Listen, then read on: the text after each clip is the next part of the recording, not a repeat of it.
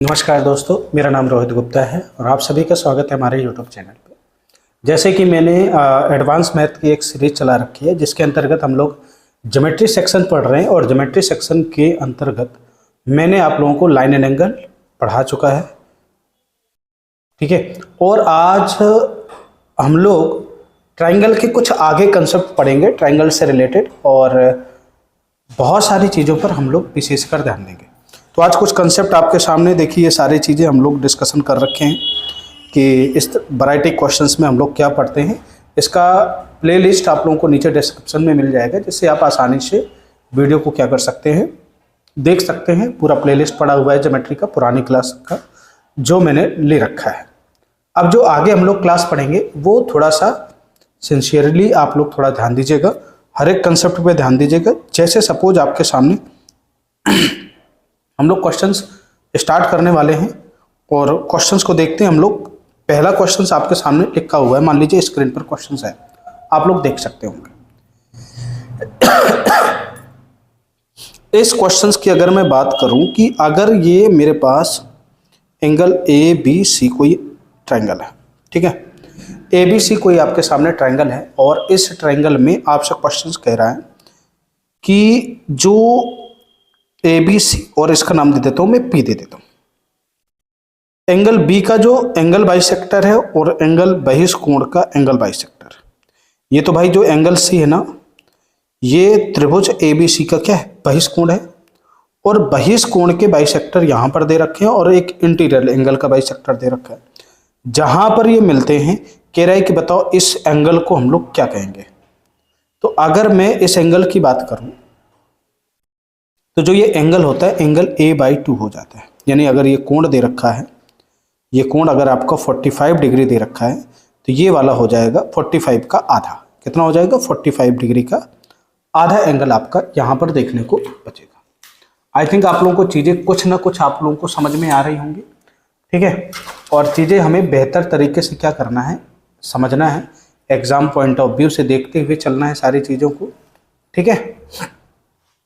अब देखिएगा आपके सामने ये क्वेश्चंस लिखा हुआ है। इस क्वेश्चंस को हम आसानी से क्या कर सकते हैं, सॉल्व कर सकते हैं कि ये क्वेश्चंस होगा क्या। आपने कहा सर इसका मतलब आ जाएगा a/2। जाहिर सी बात है, मैं एक क्वेश्चन से देखिए आपके सामने लिख रहा हूं कि अगर मैंने कहा कि ये एंगल PQR कोई ट्रायंगल है, क्वेश्चन है आपके सामने PQR कोई ट्रायंगल है, और मैं कह दिया if an triangle PQR angle P is equal to 70 degree, और यहां पर मैंने S दे दिया। आपने कहा sir angle PQR in triangle PQR angle P is equal to 70 degree, then find angle QSR कितना होगा, यानी इस कोण का मान कितना होगा, जहां पर मैंने रेड लाइन कर रखा है इसका मान कितना होगा। तो आपने कहा सर अगर ये 70 डिग्री है और ये एंगल क्या है, एंगल बाइसेक्टर है, यानी यहां पर क्वेश्चंस में और भी दे रखा है QS is angle bisector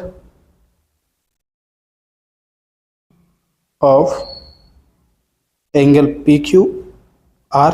similarly PR यहाँ पर T दे देता हूँ मैं, कोई भी नाम दे दीजिए। देखिए ये जो नाम होते हैं अपने अकॉर्डिंग होते हैं, आपको मेन समझना है। अगर ये यहाँ से एंगल बाइसेक्टर जा रहे हैं और जहाँ पर मैच करेंगे तो जो इनका आंसर आएगा ना, जो ये यहाँ पर आंसर देखने को मिलेगा, ये 70 बाई कितना हो जाएगा 2, यानी 35 आ जाएगा। बात समझ में आ गई, एक कोण ये आ गया। ये क्वेश्चंस आपके सामने, इस क्वेश्चंस को भली भांति आप लोग समझिएगा। एग्जाम पॉइंट ऑफ व्यू से क्या है, इंपॉर्टेंट है, सारे क्वेश्चन एग्जाम में पूछे जाते हैं इससे। बहुत ही अच्छा कंसेप्ट है, समझिएगा कि ये जो एंगल होता है यहाँ वाला, ये a/2 होता है। जो शेष बचा हुआ कोण है ना, उसका a/2 होता है, ठीक है। किसी भी साइड बनाया जा सकता है इसको, कोई दिक्कत की बात नहीं।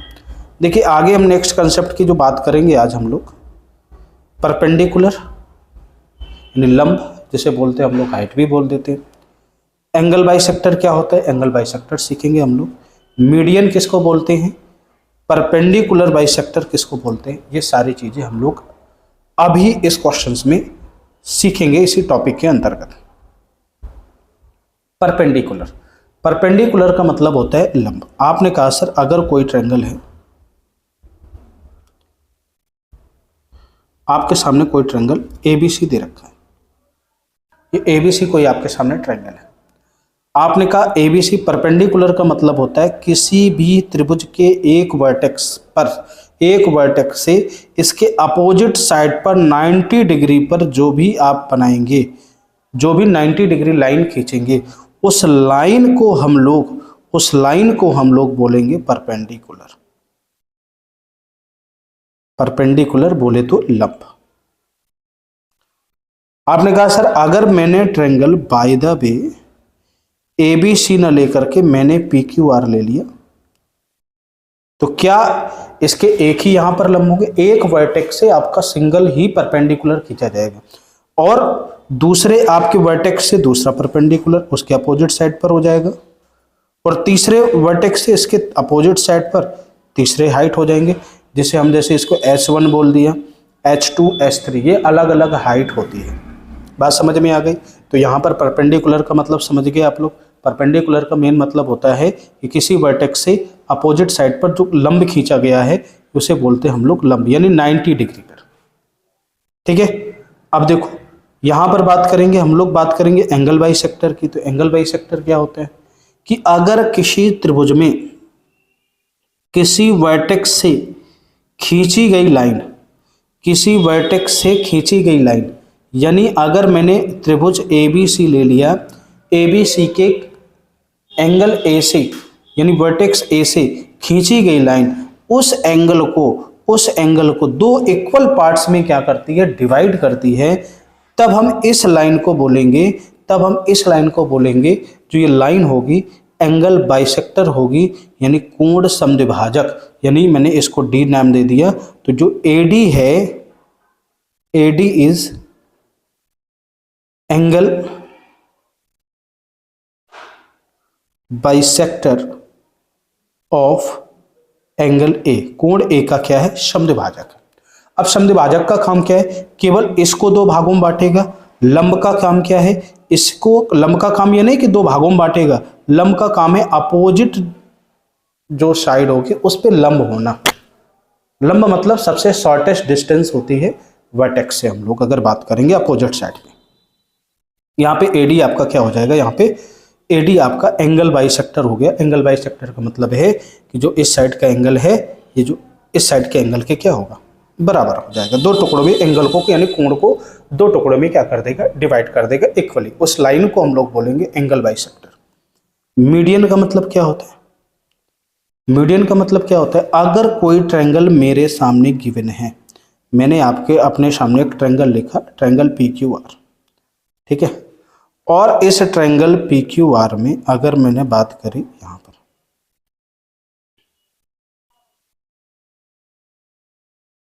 मीडियन का मतलब होता है मध्यिका। मध्यिका इसका काम है कि जो अपोजिट साइड है इस साइड को दो इक्वल पार्ट्स में क्या करना? डिवाइड करना, यानी PS is median of QR। मतलब ये देखो अपोजिट वर्टेक्स से तो अपोजिट साइड में गया, पर लेकिन वो जो अपोजिट साइड होगी उस अपोजिट साइड को दो इक्वल पार्ट्स में क्या कर देगी? डिवाइड कर देगी। सपोज अगर ये पूरी साइड 8 सेंटीमीटर या 8 यूनिट की है तो 4-4 सेंटीमीटर में क्या कर देगी? इसको डिवाइड कर देगी। तो आपने पहली चीज पढ़ी परपेंडिकुलर, जिसे हम लोग लंब भी बोलते हैं, हाइट भी बोल सकते हैं। दूसरी आपने सीखी एंगल बाइसेक्टर, कोण को दो भागों में डिवाइड करना। और तीसरा आपने जो सीखा भी फिलहाल कि कोण को दो भागों में विभाजित ना करना, मीडियन जिसे बोलते हैं हम लोग मध्यिका। सामने वाली अपोजिट जो साइड की होती है उसको दो इक्वल पार्ट्स में क्या करना? डिवाइड करना। ठीक, आगे हम बात करेंगे परपेंडिकुलर बाइसेक्टर। आपने कहा सर कि एक ट्रायंगल आपके सामने मैंने दे दिया। मैंने कहा जी बाबूजी आपने एक ट्रायंगल मेरे को दे दिया। आपने कहा सर इसका परपेंडिकुलर बाइसेक्टर भी करो। इसमें दो वर्ड, परपेंडिकुलर लंब भी होना चाहिए, साथ ही साथ बाइसेक्टर भी होना चाहिए। आपने कहा सर ऐसी लाइन, तो अब देखो ध्यान से सुनना, मीडियन आपकी कहां से गई, वर्टेक्स से गई, ये जो समझिएगा, एंगल बाइसेक्टर वर्टेक्स से गया, और परपेंडिकुलर भी कहां से गए, वर्टेक्स से गया। पर लेकिन जब हम लोग बात करेंगे परपेंडिकुलर बाइसेक्टर की, तो भाई ऐसी लाइन ध्यान से सुनिएगा, ऐसी लाइन जो इसके मिड पॉइंट पर हो अपोजिट साइड के, और ये जो परपेंडिकुलर बाइसेक्टर होता है ना, ये कहीं से भी जा सकता है, वर्टेक्स से, जरूरी नहीं कि वर्टेक्स ए बी सी है यहां से जाए, बट हाँ ये इस पे लंब भी होगा, साथ ही साथ दो इक्वल पार्ट्स में क्या करेगा, डिवाइड करेगा। बात मेरी यहां तक समझ, जैसे सपोज मैंने आपके सामने ऐसा कुछ ट्रायंगल बना दिया, ये ट्रायंगल है, इस ट्रायंगल को आप समझिए, ट्रायंगल ए बी सी आपके सामने गिवन।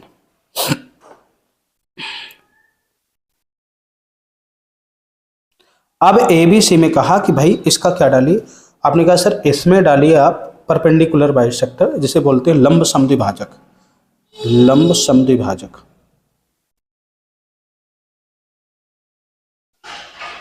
ठीक, लंब समद्विभाजक की बात करेंगे, तो आपने कहा सर लंब समद्विभाजक मतलब ये कही लाइन, ये आपकी लंब समद्विभाजक हो गई, यानी ये इस पे 90 डिग्री भी है और साथ में इसके दो इक्वल पार्ट्स में क्या कर रहे हैं, इसको डिवाइड। तो ऐसे हम लोगों को चीज़ों को क्या करना है, समझना है कि परपेंडिकुलर बाइसेक्टर है क्या।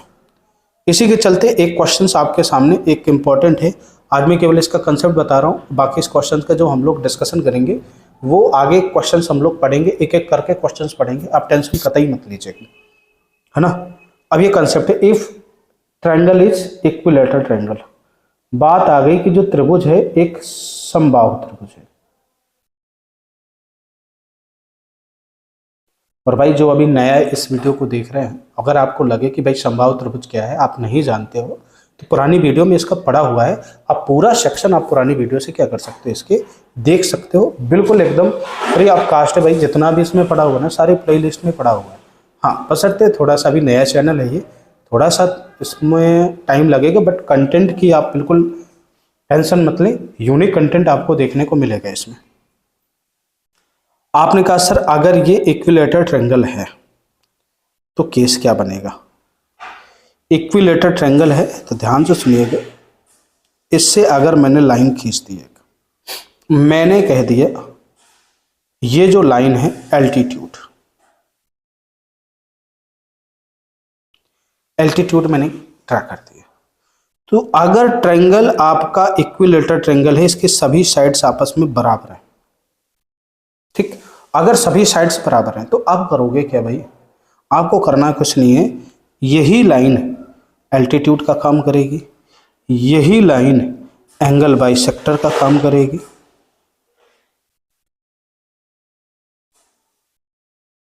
यही लाइन मीडियन का काम करेगी, ये दो इक्वल पार्ट्स में डिवाइड करेगी, यही लाइन परपेंडिकुलर का काम करेगी,